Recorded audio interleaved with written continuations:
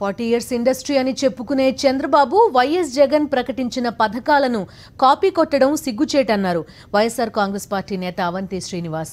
ముఖ్యమంత్రికి తన సొంత భవిష్యత్తు తప్ప ప్రజల కష్టసుఖాలతో పనిలేదని విమర్శించారు. టీడీపీ ప్రచారానికి కార్యకర్తలే కరవయ్యారంటున్న భీమిలి వైఎస్ఆర్ కాంగ్రెస్ అభ్యర్థి అవంతి శ్రీనివాస్తో మా ప్రతినిధి Ramachandrarao face to face. Visakha జిల్లాలో నైసర్గిక స్వరూపం పరంగా చాలా విశాలంగా ఉండే భీమిలి నియోజకవర్గంలో వైఎస్ఆర్ పార్టీ ఎమ్మెల్యే అభ్యర్థి అవంతి శ్రీనివాసరావు దూసుకుపోతున్నారు. మరోవైపు చూసుకుంటే అక్కడ టీడీపీతో పాటు ఇతర పార్టీల ఏమాత్రం కూడా జాడలేని పరిస్థితి. ఈ దశలో అవంతి శ్రీనివాస్తో పాటు పలువురు స్థానికులు మనతో ఉన్నారు. చూడండి, ప్రచారంలో చూస్తుంటే మీకు ఏమనిపిస్తుంది? ఎస్పెషల్లీ టీడీపీకి సంబంధించి భీమిలిలో ఏమాత్రం కూడా ఆనవాళ్ళు కనిపించకపోవడం కారణం ఏమంటారు?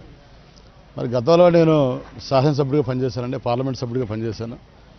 ఎప్పుడు పనిచేశాను నా స్వార్థం కోసం పనిచేయలేదు. నేను ఏ పార్టీలో ఉన్నా, ఏ పదవిలో ఉన్నా. మరి ఈరోజు కూడా రాష్ట్రానికి దిశ నిర్దేశం చేయగల, రాష్ట్రాన్ని ముందు నడిపించగల సత్తా, దమ్ము, ధైర్యం నాయకుడు వైఎస్ జగన్ గారనే వైఎస్ఆర్సీపీలో రావడం జరిగింది. మరి ఈ రోజున నేను గతంలో ఎమ్మెల్యేగా రాజకీయంగా జన్మనిచ్చిన నియోజకవర్గం భీమిలి నియోజకవర్గం. మరి ఎక్కడికి వెళ్ళినా ప్రజలు మరి బ్రహ్మరథం పడుతున్నారు పార్టీలకు అతీతంగా. ఎందుకంటే నేను ప్రజారాజ్యం పార్టీలో గెలిచి కాంగ్రెస్ పార్టీలో సేవలు అందించాను.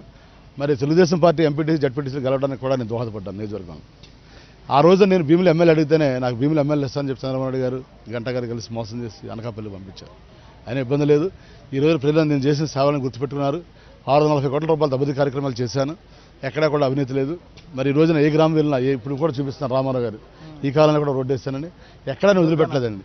మీకు ఎక్కడ ఎల్లబానిపాలెం ఎయిర్పోర్ట్ దగ్గర నుంచి ఉంటుంది భీమిలి నియోజకవర్గం, విజయనగరం వరకు ఉంటుంది. వాళ్ళ ఓట్లు కూడా 3,05,000, 3,10,000 ఉన్నాయి. తప్పనిసరిగా మరొకసారి భీమిలి ప్రజలకి సేవ చేస్తున్న అవకాశం కల్పించాలని భీమిలి ప్రజలకు విజ్ఞప్తి చేస్తూ. ఓకే, చూడండి, ఇప్పుడు మంత్రి గంటా శ్రీనివాసరావు 5 ఏళ్ళు అక్కడ ప్రాతినిధ్యం వహించారు. ఆయన ప్రభావం ఏమైనా మీకు ఇబ్బందికరంగా ఏమైనా అనిపిస్తుందా?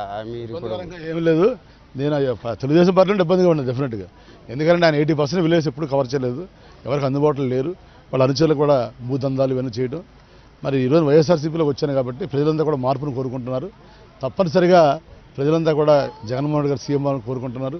మీకు చిన్న ఎగ్జాంపుల్, చిన్నపిల్లల ఎగ్జామ్ కాపీ కొట్టినట్టు చంద్రబాబు గారు దేశంలోనే సీనియర్ నాయకుడు చెప్తాడు. ఆయన ప్రతి పథకాన్ని కాపీ కొడుతున్నాడు. ఆయన నిన్నటి వరకే డ్వాక్రా మహిళలకి రుణమాఫీ చేయకుండా, డ్వాక్రా మహిళలకి వడ్డీ మాఫీ చేయకుండా మళ్ళీ పసుపు కుంకుమను పట్టుకొచ్చాడు. మరి జగన్ గారు చెప్పారు 4 విడతల్లో పూర్తిగా రుణమాఫీ 2 లక్షల చేస్తానని చెప్పారు. పెన్షన్ ఈయన 2,000 చేస్తానని చెప్తే ఆయన 2,000 చేశాడు. పెన్షన్ 3,000 చేస్తానంటే ఆయన 3,000 చేస్తానని చెప్పాడు. ఏంటి కాపీయింగ్ ఏంటంటే?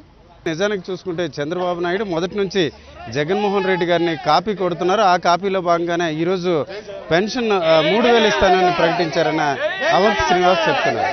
కెమెరా పర్సన్ శంకర్తో రామచంద్ర, సాక్షి టీవీ, కైలాసపురం.